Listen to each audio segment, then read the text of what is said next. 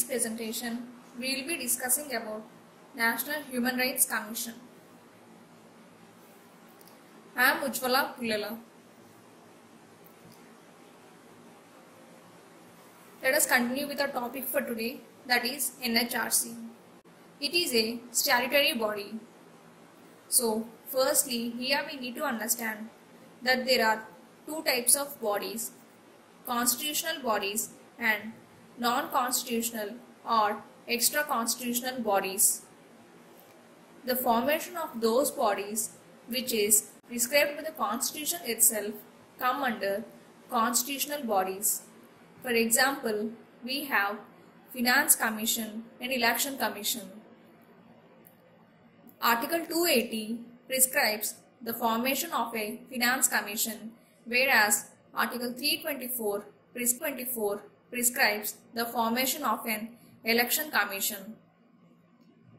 Under non-constitutional or extra-constitutional bodies, we have statutory bodies and those that are formed through an executive resolution.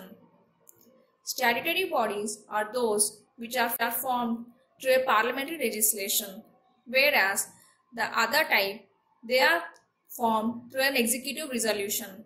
Example of such bodies is CVC, that is Central Vigilance Commission. When CVC was formed in 1964, it was formed through an executive resolution. So, initially, it was neither a constitutional body nor a statutory body. However, in 2003, a law was enacted conferring statutory status on CVC. So, the parliamentary legislation which conferred the statutory status on NHRC is the Protection of Human Rights Act 1993. The Constitution of India has granted rights to every citizen and governance. Hence, a body to protect these rights of the citizens and provide them with an opportunity to exercise the rights was to be formed. This had necessitated the formation of a Human Rights Commission. So, what are human rights? The rights inherent to all the human beings without any discrimination are called as human rights. That is, these rights does not discriminate between gender, caste, religion, region, sex, nationality, ethnicity, etc. Just for the fact that someone is a human, these rights are conferred upon them. The Protection of Human Rights Act clearly mentions and states what are the human rights. The rights relating to life, liberty, equality and dignity of the individual granted to the citizens by the Constitution and mentioned in various international covenants come under human rights. Composition. The Commission consists of a chairman and 4 other members. The chairman should be a retired Chief Justice of India, whereas the members should be either serving or retired judges of the Supreme Court or retired Chief Justice of a High Court. Here we need to consider a fact. For preserving the independence of Supreme Court, a safeguard was provided which bans practice of Supreme Court judges after their retirement. This was to ensure that they do not favor anyone in hope of a future favor, that is quid pro quo. However, the eligibility criteria for the chairman and members of NHRC is clearly stated. It is a prerequisite that the chairman should be a retired chief judge, either serving or retired judges of the Supreme Court, and either serving or retired Chief Justice of a High Court. The other 2 members should be persons having knowledge or practical experience concerning human rights. Other than these 4 full-time members, there are 4 other ex officio members. Ex officio members are those who are eligible to be the members of this commission based on their position. They are the chairman of National Commission for Minorities, the chairman of National Commission for SCs, the chairman of National Commission for STs, and the chairman of National Commission for Women. Appointment. The chairman and the members are appointed by the president. The appointment is based on the recommendations of a 6-member committee. So, who are the members of this committee? Prime Minister, Speaker of the Lok Sabha, Deputy Chairman of the Rajya Sabha, leaders of the opposition in both the houses of parliament, and the Central Home Minister. Functions. Inquire, suo motu, or on a petition into the complaints of human rights violation. Visit the jails and detention places to look into the living conditions there. Spread literacy about human rights among the various sections of people.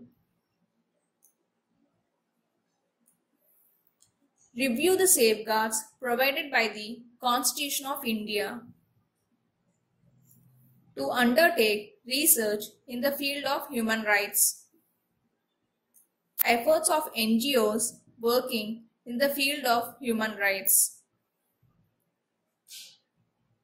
Working. Recommending the payment of compensation to the victim. Recommending the initiation of action against the public servant who is guilty of committing a human rights violation. Approaching the courts for issuing of orders.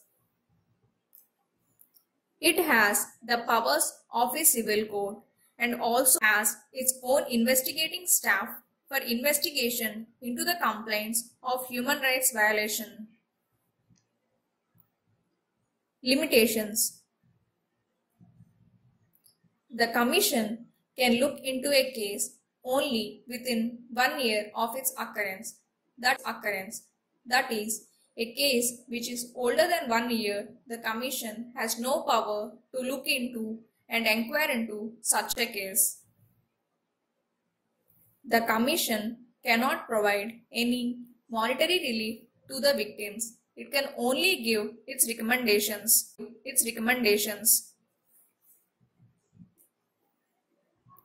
The powers of the Commission with respect to the human rights violations by the members of armed forces are limited. In such cases, the Commission may just seek a report from the central government and make its recommendations.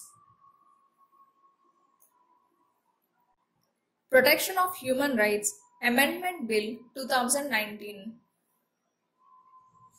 This bill was passed by both the houses of parliament.